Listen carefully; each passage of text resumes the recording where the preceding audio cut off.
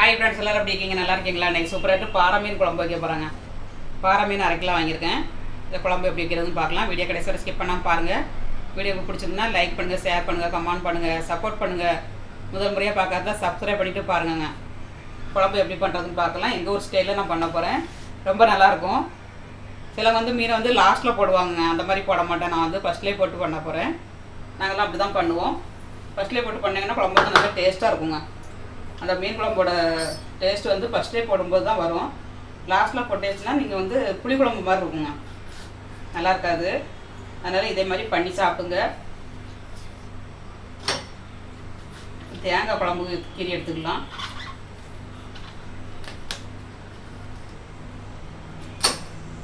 தேங்காய் வந்து திருள ஊற்றி வச்சு தான் துருவி எடுப்பேன். கீரி எடுக்க மாட்டேன். தேங்காய் வந்து துருவ முடியலங்க. அந்த கை வந்து ரொம்ப வலி எடுக்கு எனக்கு. அதனால் துருவ முடிய மாட்டேங்குது. கீரவும் முடியல, துருவ முடியல. எப்படி சமையல் பண்ணி சாப்பிட்றது? கொஞ்சம் பழகிட்டோம்னா வந்துடும்.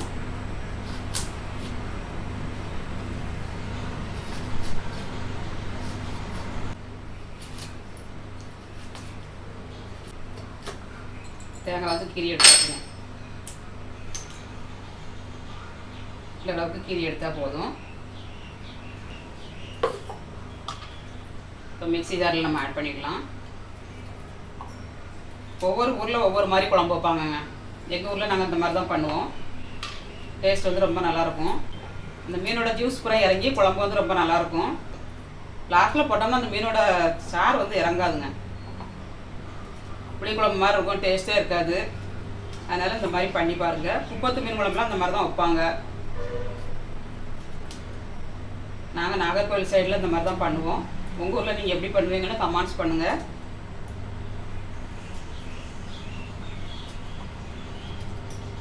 சோம்புலாம் போட மாட்டோம் நாங்கள். தேங்காய் ஆட் பண்ணியாச்சு. வெங்காயம் ஒரு கைப்பிடி அளவுக்கு வெங்காயம் போட்டுக்கோங்க. சின்ன வெங்காயம் போட்டிங்கன்னா ரொம்ப நல்லாயிருக்கும் டேஸ்ட் வந்து. அதனால் சின்ன வெங்காயம் போட்டுக்கோங்க. தேவையான பொருளை ஆட் பண்ணிக்கலாம். மஞ்சள் தூள் ஒரு 1/2 டீஸ்பூன் போட்டுக்கோங்க. ஜீரகம் ஒரு 1/2 டீஸ்பூன் ஜீரகம் போட்டுக்கோங்க. மிளகுங்க, மிளகு கொஞ்சம் 1/2 டீஸ்பூன் போட்டுக்கோங்க. நிறைய வைக்கிறதா 1 ஸ்பூன் போட்டுக்கோங்க. மிளகு போட்டால் நல்லா இருக்கும் மீன் குழம்பு வந்து.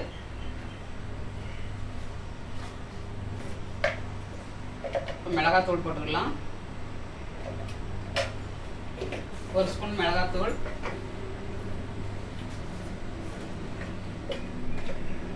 காஷ்மீரி மிளகாத்தூள் 1 ஸ்பூன். 2 ஸ்பூன் வரமிளகாத்தூளுங்க. மீன் குழம்பு வந்து சுள்ளுன்னு வச்சா தான் ரொம்ப நல்லாயிருக்கும். வரமல்லி போட்டுக்கலாம். வரமல்லி வந்து குறையா தான் போடணும், நிறைய போடக்கூடாது. ஒரு 1.5 ஸ்பூன் போட்டிருக்கேன். இது இப்போ அரைச்சி எடுத்துக்கலாம். மீன் குழம்புக்கு தேவையான பொருள் இதுதான். நம்ம அரைச்சி எடுத்துக்கலாம்.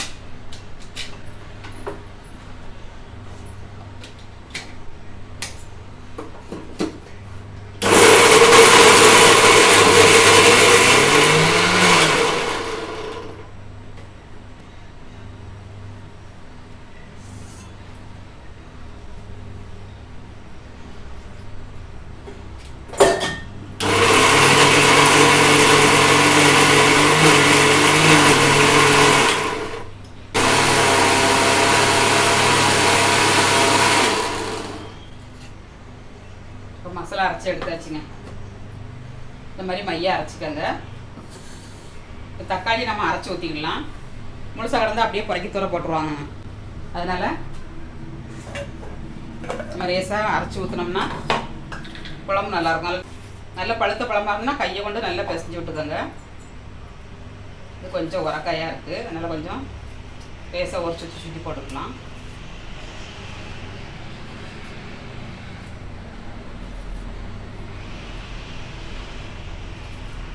தக்காளி வந்து மூட்டை கட் பண்ணி தூர போட்டுருங்க.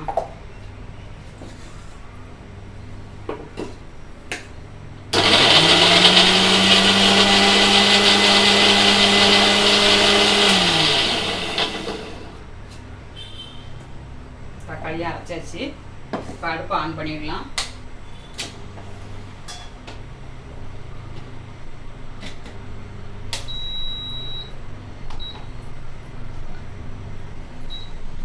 இப்போ கடாயை எடுத்து வச்சாச்சு.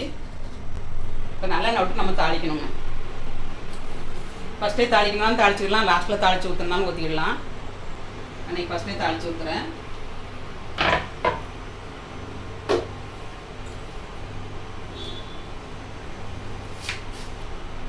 வெங்காயத்தை கட் பண்ணிடலாம்.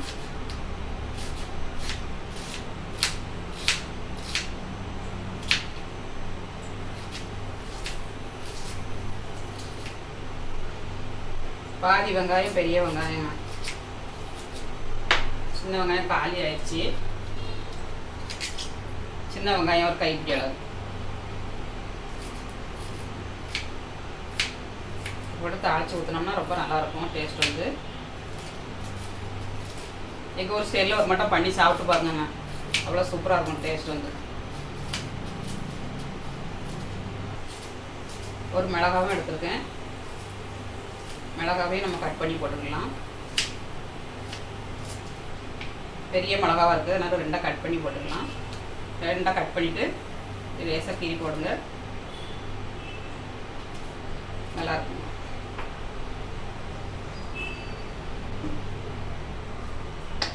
இப்போ நல்லெண்ணெய் ஆட் பண்ணிக்கலாம். உங்களுக்கு வெந்தயம் பிடிக்குன்னா நீங்கள் வெந்தயம் ஆட் பண்ணிக்கோங்க. கை கால் வலி இருக்கிறவங்க வெந்தயம் சாப்பிடக்கூடாதுங்க. வெந்தயம் சாப்பிட்டீங்கன்னா உங்களுக்கு கை கால் வலி வந்து அதிகமாக கொடுக்கும், உளைச்சல் எடுக்க ஆரம்பிச்சிடும்.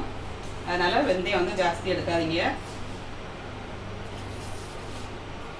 கடுகு ஒரு 1/2 டீஸ்பூன் கடுகு ஆட் பண்ணிட்டேன். எனக்கு கை வலி அதிகமாக உண்டு, அதனால் நம்ம வெந்தயம் வந்து ஜாஸ்தி எடுக்க மாட்டேன். வெந்தயம் குழம்பு வச்சாலும் லைட்டாக தான் போடுவாங்க, ரொம்ப எடுக்க மாட்டேன். இப்போ கடுகு பொரிஞ்சதும் நம்ம வெங்காயமும் பச்சை மிளகாவும் ஆட் பண்ணிடலாம். இப்போ கடுகு நல்லா பொரிஞ்சிருச்சு, வெங்காயம் ஆட் பண்ணிடலாம், பச்சை மிளகாவும் ஆட் பண்ணிடலாம். அப்புறமா கருவேப்பிலை தழை, கருவேப்பிலை தழை நிறைய போட்டுக்கோங்க, நல்லாயிருக்கும் குழம்பு வந்து.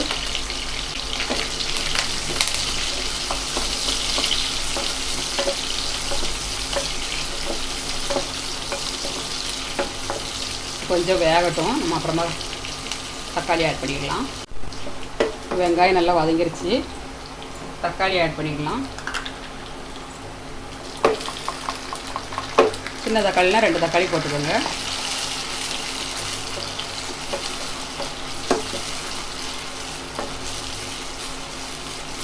தக்காளியோட பச்சை வடை போகட்டும். தக்காளிலாம் நல்லா வதங்கிருச்சுங்க.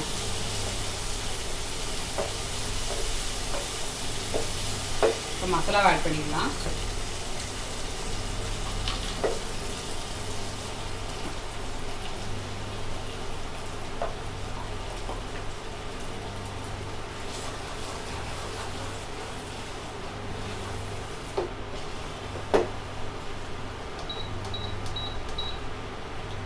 புளி ஊற போட்டிருக்காங்க, ஒரு சின்ன லெமன் சைஸில் புளி ஊற போட்டிருக்கேன். புளியை ஆட் பண்ணிக்கலாம். மாங்காய் இல்லை, மாங்காய் இருந்ததுன்னா ஒரு துண்டு மாங்காய் போட்டுக்கோங்க, நல்லா மணமாக இருக்கும் குழம்பு வந்து. மீன் குழம்புக்கு வந்து மாங்காய் தாங்க டேஸ்ட்டு.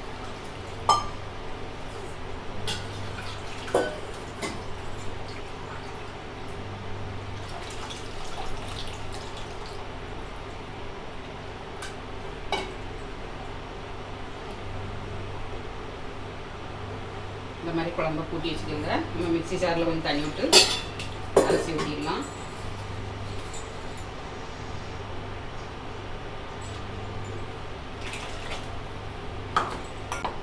குழம்புக்கு வந்து போதுமான அளவுக்கு தண்ணி வச்சாச்சுங்க. ரொம்ப தண்ணியாக வைக்கக்கூடாது, ரொம்ப கட்டியாக வைக்கக்கூடாது.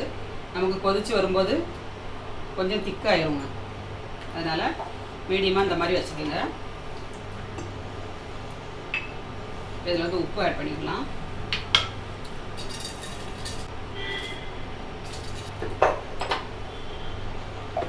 தேவையான பொருளெல்லாம் போட்டாச்சு. மீனை ஆட் பண்ணிக்கலாம். குழம்பு கூட்டி வச்சோன்னா மீனையும் போட்டணுங்க. கரையெல்லாம் செய்யாது உங்களுக்கு. கரண்டியை போட்டு வயாமல் கிண்டக்கூடாதுங்க. கிண்டுனீங்கன்னா உங்களுக்கு வந்து கரைஞ்சி போகும்.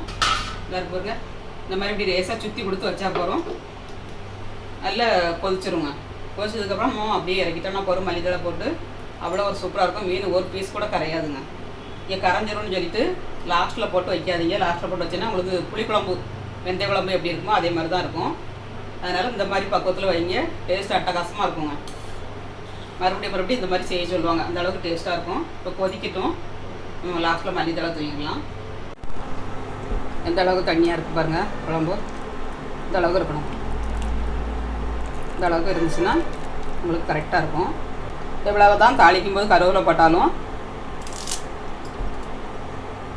கருவேப்பிலை பச்சை கருவேப்பிலை கொஞ்சோண்டு போடுங்க. மீன் குழம்புக்கு அவ்வளோ ஒரு மணமாக இருக்குங்க. லாஸ்ட்டில் போடுங்க. இப்போ நல்லா கொதிக்கிட்டோம். நம்ம இறக்கிடலாம். குழம்பு வந்து கொதிக்க ஆரம்பிச்சிருச்சு. கொஞ்சம் நேரம் கொதிக்கட்டும். மல்லித்தழை கொஞ்சம் தூக்கிடலாம்.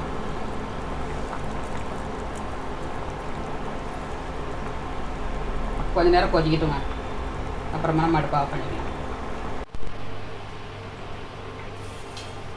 குழம்பு வந்து நம்ம இந்த மாதிரி சுற்றி விடணுங்க.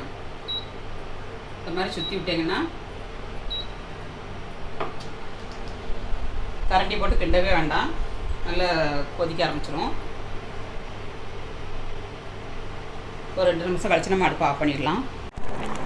குழம்பு நல்லா கொதிச்சிருச்சுங்க. லாஸ்ட்டில் கிண்டி கொடுத்துடலாம். மீன் பீஸை பாருங்கள், ஒரு பீஸ் கூட கரையில் பாருங்கள், அப்படியே முழுசாக கிடக்குங்க.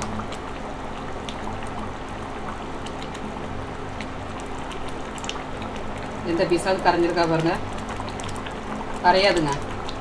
தைரியமாக போடுங்க. நான் கேரண்டி தரேன் உங்களுக்கு. சூப்பரான மீன் குழம்பு ரெடி ஆயிடுச்சு. நல்லா திக்காகவும் ஆயிடுச்சு பாருங்கள். அடுப்பு ஆஃப் பண்ணிடலாம். அடுப்பு ஆஃப் பண்ணியாச்சுங்க. சூப்பரான மீன் குழம்பு ரெடி. லாஸ்ட்டில் மல்லித்தழை தூவிக்கலாம். சூப்பராக இருக்குங்க மீன் குழம்பு வந்து. பார்க்கவே எம்மியாக இருக்கு பாருங்க. ட்ரை பண்ணுங்கள் நீங்களும் இந்த மாதிரி. இப்போ மீன் குழம்பு வச்சு சாப்பிட்டு பார்க்கலாம் டேஸ்ட் எப்படின்னு.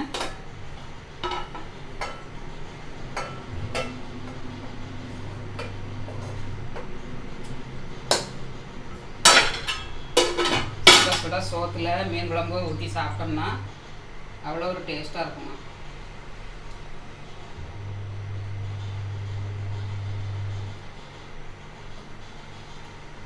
சாப்பிட்டு பார்க்கலாம் மீன் குழம்பு டேஸ்ட்டு எப்படி இருக்குன்னு.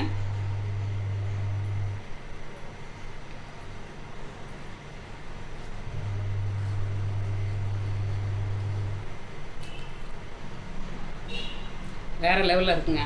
பாறை மீன் குழம்பு எப்போதுமே நல்லாயிருக்கும். வறுமீனாக வாங்கணும். வறுமீனாக வாங்கினீங்கன்னா டேஸ்ட் வந்து நல்லாயிருக்கும். பொரிச்சாலும் நல்லாயிருக்கும், குழம்பும் நல்லாயிருக்குங்க. சூப்பராக இருக்குது டேஸ்ட் வந்து. மீனும் சாஃப்டாக இருக்குங்க. இந்த மாதிரி நீங்களும் ட்ரை பண்ணுங்கள். ட்ரை பண்ணிட்டு எப்படி இருந்துச்சு கமெண்ட்ஸ் பண்ணுங்கள், லைக் பண்ணுங்கள், சப்போர்ட் பண்ணுங்கள். மீண்டும் நெக்ஸ்ட் வீடியோவில் சந்திப்போம். பாய்.